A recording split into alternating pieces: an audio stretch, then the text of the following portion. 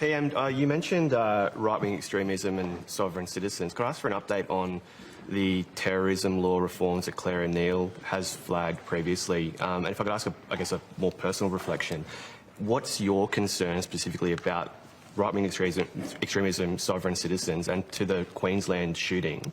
Do you consider that an act of domestic terrorism?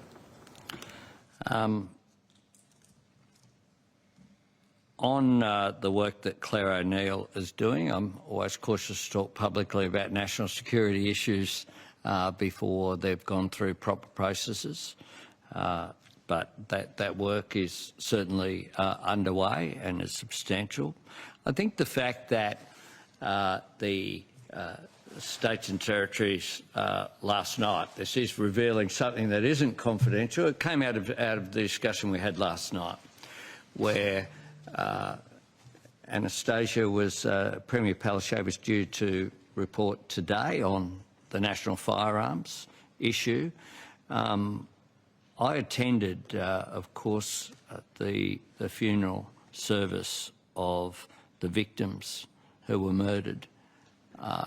It was one of the most moving things that I've done in my life, and I think that when you have people who are on the front line every day, our police officers murdered these young people, young man, young woman,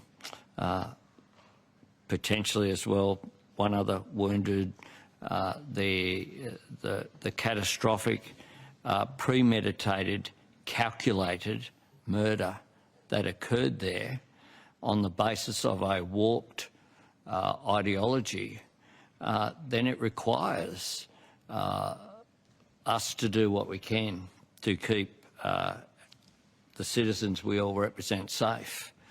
And so hence the report this morning from Mr Burgess that went into, as a high-level briefing, went into details that I won't go into here.